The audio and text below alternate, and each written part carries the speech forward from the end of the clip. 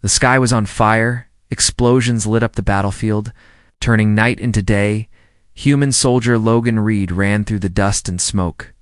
His arm bleeding, his helmet cracked, his squad was gone, the radio was dead, and enemies were closing in. From all sides, he tripped over a root and fell into a ditch, his body screaming in pain. He tried to move, but everything hurt, his vision blurred. And darkness started to take over.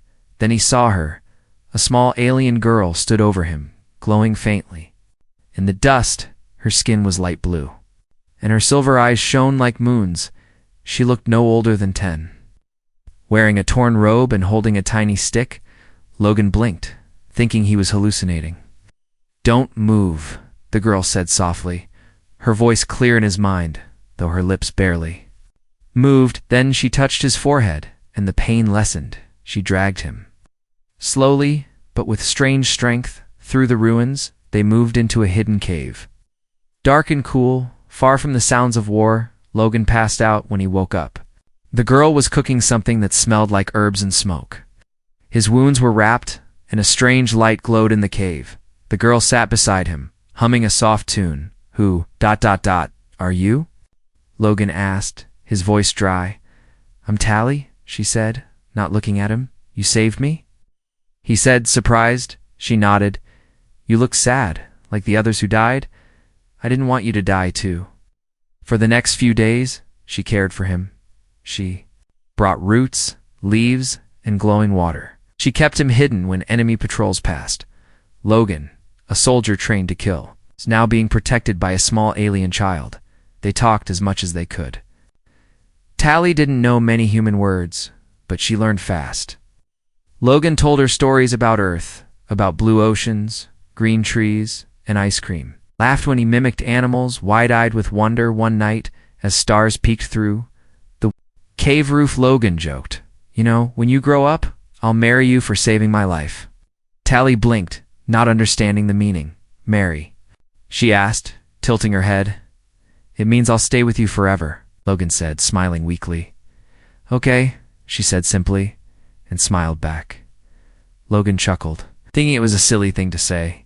He didn't think she'd remember, but she did, eh?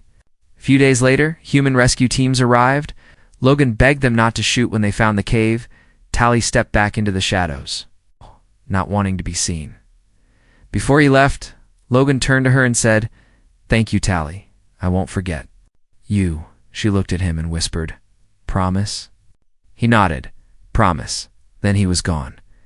Years passed. The war ended. Logan returned to Earth. A hero with scars. He lived a quiet life, never telling anyone about the little alien girl in the cave. But far across the stars, Tally remembered everything. She grew fast, much faster than humans. Her people, the Nyari, were once peaceful, but now cautious after the war. Tally rose through their ranks, trained in science, language, and leadership. But deep in her heart, she kept one memory safe: Logan, the human who made a promise one morning on Earth. Logan heard a deep hum in the sky. People rushed outside to see a strange ship floating above the city.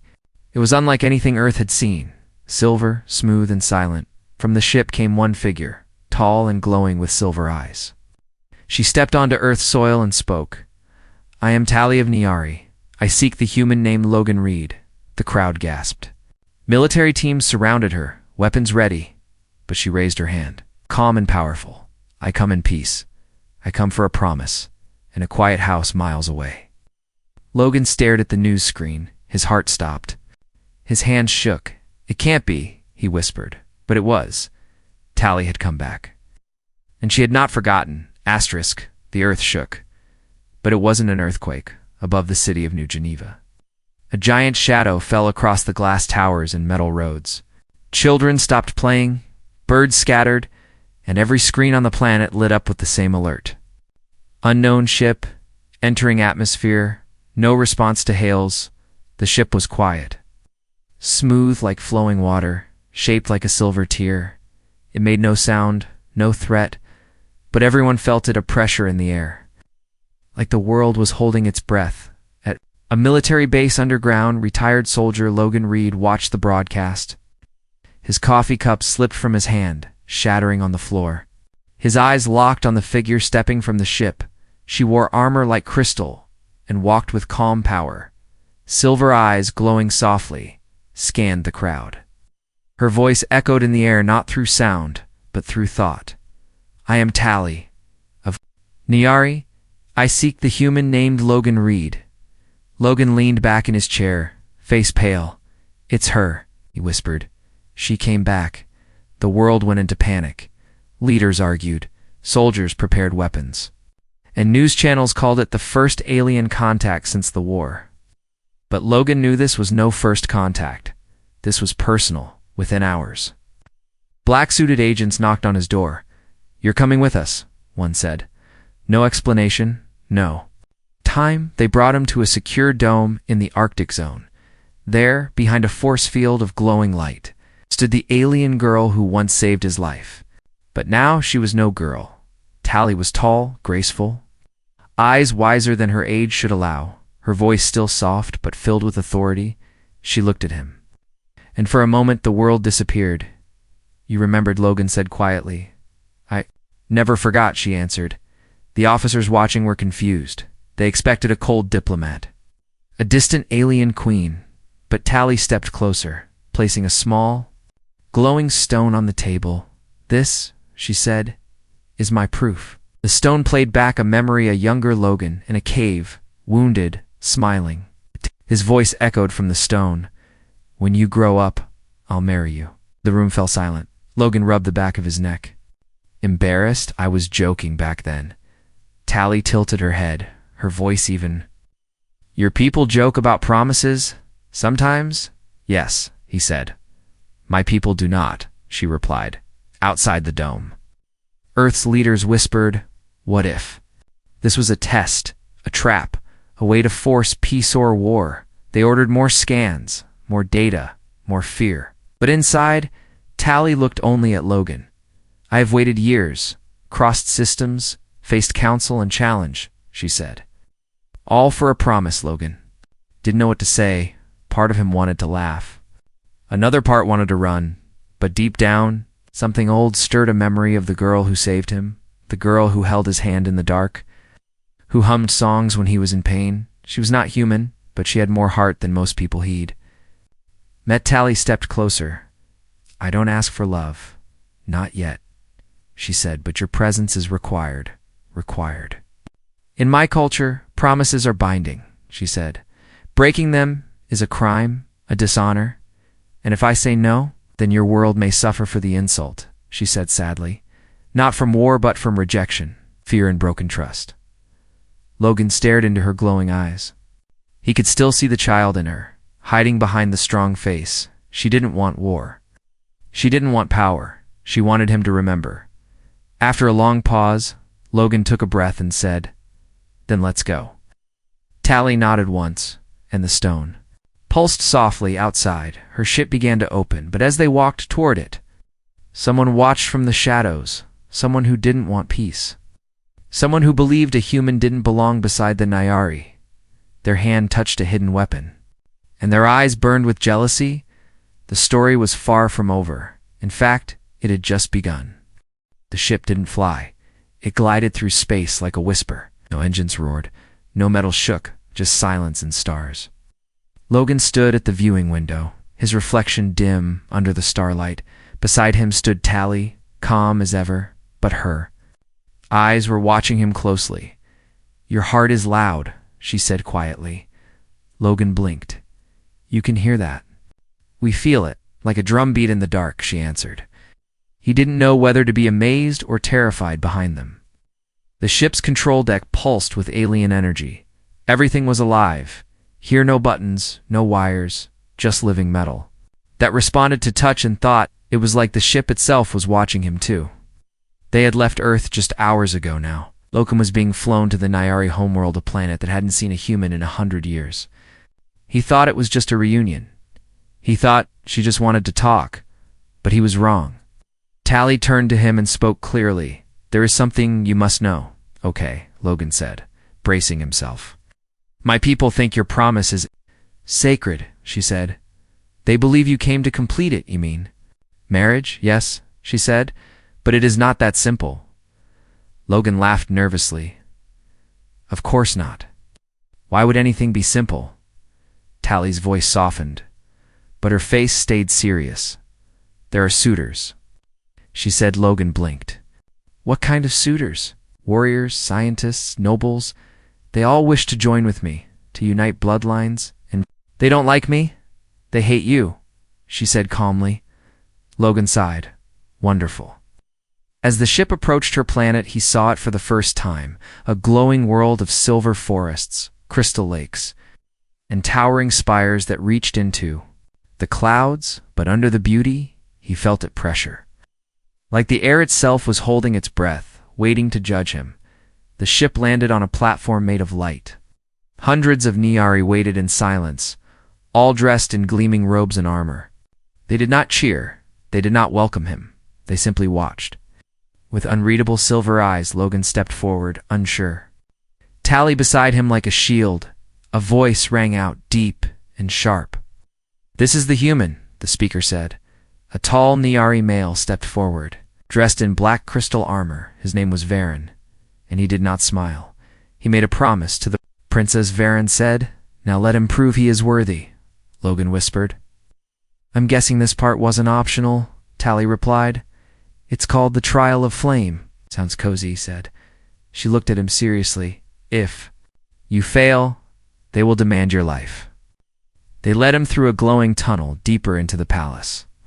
Nyari tech shimmered around him, walls that moved like waves. Lights that reacted to emotion. Logan felt like a bug under a magnifying glass. At the center of the palace was a giant ring of white fire floating in midair. The trial had begun. Varen stepped into the ring and threw down a challenge. If the human truly believes in his promise, let him face the test. Tally tried to speak, but the elders raised their hands. The law was older than her, older than war. Logan looked. At the fire, then at Tally, then at the others watching with cold eyes. "I didn't come here to fight," Logan said. "Then why did you come?" Varen hissed. "To keep a promise," Logan said. "But I don't fight to prove love." He stepped into the ring anyway. The fire didn't burn him. Instead, it showed him memories, emotions, truths. It tested his fear, his loyalty, his honesty. The Nyari watched in silence as the fire read his soul. And Logan, for once, didn't run, didn't lie, didn't hide. When he stepped out, the fire faded. The elders looked at each other, and at Tally, then at Logan. They said nothing, but Varen stepped forward. Eyes cold. "This changes nothing," he whispered to Tally. "I will not let a human take what should be mine." She didn't answer. But Logan saw at the storm behind her calm eyes. Something dangerous was coming, and next time, it wouldn't be a test of spirit, it would be war. Asterisk, the first sound Logan heard was not war or wind. It was her voice, soft, almost a whisper. Singing in a strange language, he opened his eyes slowly, his body sore. Lying on a bed made of living vines that hummed with warmth, Tally sat nearby. Her back to him, the light from a floating lantern casting gold on her silver hair. She was singing a Nyari lullaby. Logan didn't understand the words, but the feeling in them broke something inside him. "Tally," he said, his voice rough. She stopped singing but didn't turn around. "You passed the trial," she said quietly, "but you were hurt." Logan looked at his arms, small burns, deep bruises. "I'm still alive," he said. Forcing a smile barely, she answered, still facing away. There was a pause. Heavy and quiet, then she spoke again. "Why did you come, Logan?" she asked. "Really?" He sat up slowly. "Because I made a promise, but was it just a joke to you?" she said, finally turning to face him. Her eyes were no longer glowing. They looked tired, human, almost sad. Logan didn't answer at first. He looked around the room, this strange mix of beauty and alien wonder. He thought of Earth, of peace, everything he left behind. Then he looked at her and said, "It was a joke." Tally's face froze. "But not to you," Logan added. "And that matters." She stood up, her voice firm again. "In my world, words shape future." "In my world, words are cheap," he said, "but I'm trying to change that." Tally walked toward the balcony below them. Nyari streets glowed under a lavender sky. Crowds were gathering, whispering his name, arguing in ancient languages. Some called him a hero, others called him a threat. "Do you know what's happening out there?" she asked.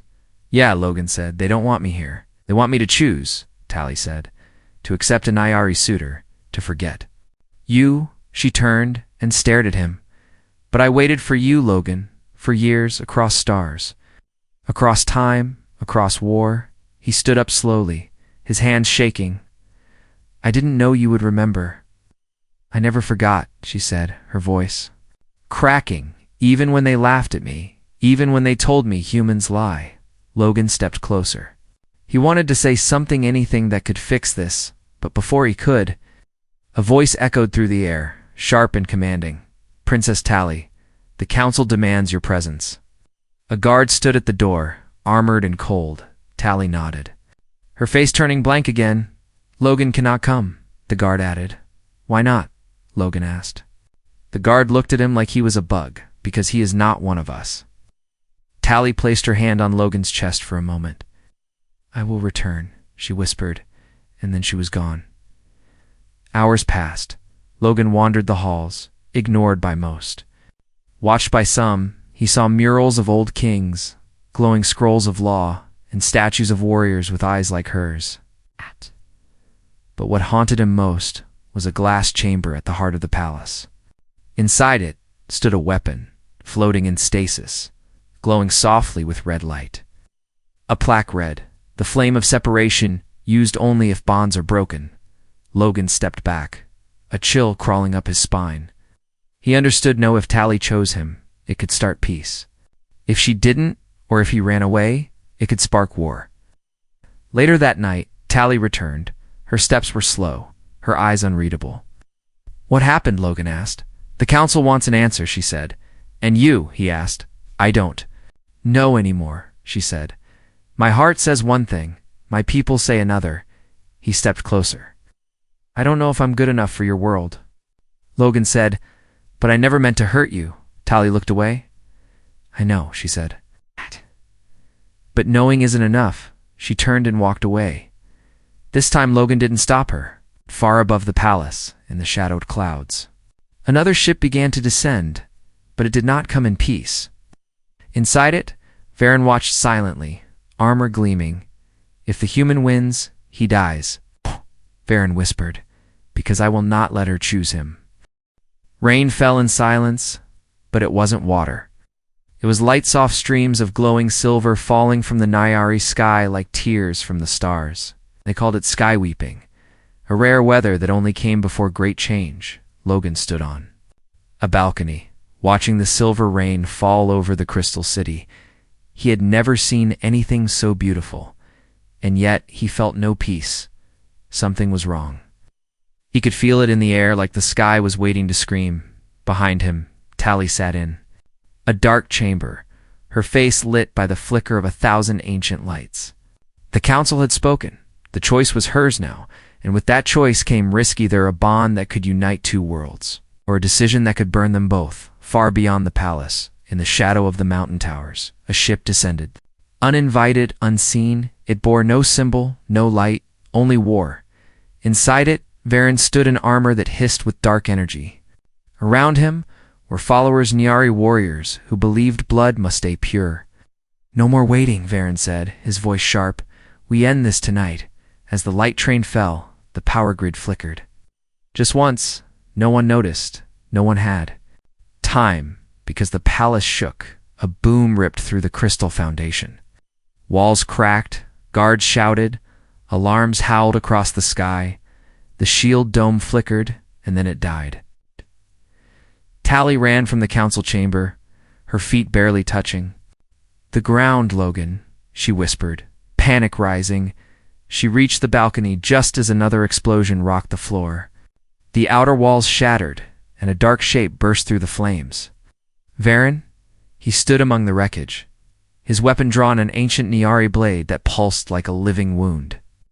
His eyes locked on Logan. "The human does not belong," Varen said. "You don't get to decide that?" Tally shouted, stepping between them.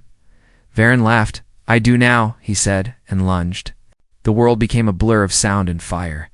Tally fought like lightning, her body moving in swift arcs of defense and fury. But Varen was strong. Brutal and unafraid to kill, Logan tried to help, grabbing a staff from a fallen guard. He had no training in alien weapons, but instinct kicked in. He blocked a strike meant for Tally. The blade sliced into his arm, but he stayed standing. "You think pain scares me?" Logan growled. "I've lived through worse." Tally looked at him with wide eyes, not fear admiration, in that moment. She saw the same man who once bled in a cave and still smiled. More warriors stormed in loyal guards. Drawn by the noise, the battle turned. Slowly, painfully, Varen was forced back. But not before he threw one final strike, came straight at Logan's heart. Tally moved faster than thought. She took the hit, her body flung across the floor like a doll. She crashed into the crystal wall, unconscious. Logan roared. The staff in his hand lit up. Reacting to his rage, he slammed it into the ground. And a shockwave burst outward. Every Niari in the room froze, stunned by the pulse of raw energy. Even Varen stumbled, eyes wide in disbelief. Logan didn't understand what he had done, but the weapon had chosen him. Maybe the world had too. Guards captured Varen, dragging him away as he cursed and spat. "You are a disease," he screamed. "She will regret ever loving you." Logan didn't hear him. He was already at Tally's side. Her eyes fluttered open slowly. "You idiot," she whispered. "You should have run." "I never run," he said. "Not from you." She smiled weakly. And the silver rain fell harder, as if the sky itself wept for them. The attack had ended. But the War of Hearts had only just begun. The Niari world had seen his courage, but not all were ready to accept him, not yet. Asterisk, the first sound Logan heard was a heartbeat, but it wasn't his own. It was hers, steady and soft. Echoing through the Niari healing chamber like a distant drum, Tally lay still, floating in a bed of warm light, her body wrapped in energy threads that pulsed with life.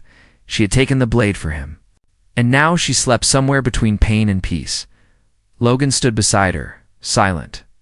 He hadn't left her side since the battle. Outside, the city was rebuilding. Inside, he was breaking. For the first time since he arrived, Logan was offered a way home. A message came from Earth's high command. "You've done enough, soldier. Your transport leaves at dawn. Come back." He stared at the words for a long time. They sounded kind, but behind them was fear. Earth didn't want war with the Niari, but it also didn't want a human tied to an alien throne. He was a risk, a symbol, a story too strange to control. Later, the council summoned him. This time, no one insulted him. They looked at him like a puzzle, something ancient and new, dangerous and necessary. Elder Rael, the oldest among them, stood and said, "Tally lives, thanks to your choice." Logan nodded. "And now?" "Now it is your turn to choose," the elder said. Rael stepped aside, revealing two objects placed on a stone table. One was a sphere of glowing blue, an invitation to return to Earth. The other was a crystal, ring-smooth, silver, pulsing. "With warmth, if you take the sphere, we will return you to your people and end this," and the ring. Logan asked, "It binds you to our world, to her," the elder said. "Not just in word, but in spirit. You would truly let a human become one of you?" Logan asked. The elder didn't blink. "We don't offer, we ask, because Tally asked first." The room fell quiet, all eyes on him, and for the first time, Logan felt the weight of both worlds pulling on his chest. Later that night he stood on the same balcony where Tally once sang. The stars above looked the same as Earth's, but they felt farther away. He held both choices in his hands, the blue sphere cold, the silver ring warm. Footsteps approached, soft and slow, Tally awake. At last, wrapped in a soft robe, her steps shaky but sure. "I shouldn't be walking yet," she said, with a tired smile. "You shouldn't be awake," Logan replied, helping her sit. They stood in silence, watching the stars. "I was ready to let you go," she said suddenly. "I know," he whispered, "but I didn't want to. I didn't want to leave," Logan replied. "But Earth wants me back, and I want you here," she said softly. But only if you want it to. Logan looked at her, not the girl who saved him, not the warrior who fought for him, not the princess of a strange world, just Tally. I came here for a promise, he said, but I stayed because of you. He opened his hand. The blue sphere pulsed faintly. He closed his fingers around it and dropped it over the edge. It vanished in a flash of blue light. Gone. He turned to her and held out the ring. I don't know what your people believe, he said, but where I come from, we wear these when we stop running. Tally took the ring gently, her hand shaking. And are you done running? She asked. He smiled. Only if you are. They stood under the stars. Two souls from different worlds holding a single truth between them. Not war, not politics, not history, just choice. And in the shadow of that choice, something new began. But far away, beyond the moons, something watched. A fleet. Hidden in the darkness, not from Earth, not from Niari. It had no flag, no name, only hunger, and it had just marked them both. The wedding was not made of flowers, it was made of stars across the Niari capital. The skies shimmered with living constellations. Every tower pulsed with soft light, and glowing vines curled up the walls as if the planet itself was watching. It was a moment written in the stars, but never planned by fate. Logan stood in silence. Dressed in ceremonial white, no armor, no weapons, he had faced war, betrayal, and ancient fire. But standing at the altar beneath a sky that moved like water, he felt his knees shake. Tally walked toward him, dressed in silver robes that flowed like mist. Her crown glowed with the symbol of unity. Two flames joined into one. The people bowed as she passed, some with respect, some with resistance, but none dared speak against her choice now. They had seen what she fought for. They had seen what he bled for. When she reached him, Logan whispered, "You sure about this?" Tally smiled. "You dropped the blue sphere, remember?" "I still think that was a good dramatic move." "It was the right one," she said. The ceremony began. No music, no words, only a circle of ancient Niari fire. They stepped into it together, and the flames rose without burning. The council watched. So did Earth's ambassadors through a live stream. What began as a joke between a soldier and a child had now become the first bond between two species, an event that would change the future. But even as the fire wrapped around their hands, a shadow moved across the stars, unseen by most, far beyond the moons, hidden in the darkness. A fleet approached.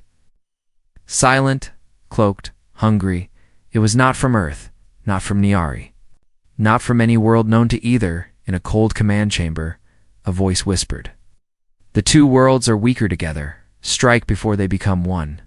But down below, on the glowing surface, the flames danced, and two hands held each other, like gravity itself depended on them. After the ceremony, Logan and Tally walked through the city, not as soldier and princess, but as partners. They passed Niari children who smiled at them, elders who bowed, guards who saluted. In the Hall of History, a new mural was already forming, created by living crystal. It showed two figures standing in fire, facing the unknown. Logan stopped and stared. "I don't look that brave," he said. Tally laughed. "You look like someone who stopped running." But the peace did not last. An alarm echoed through the sky. Lights flashed red. Shields activated without command. The stars above shifted, and something massive blotted them out. A shape larger than a moon hovered above the planet. Dark, silent, impossible. Tally's voice dropped to a whisper, "That is not from here." Logan narrowed his eyes. "No," he said. "That's something else."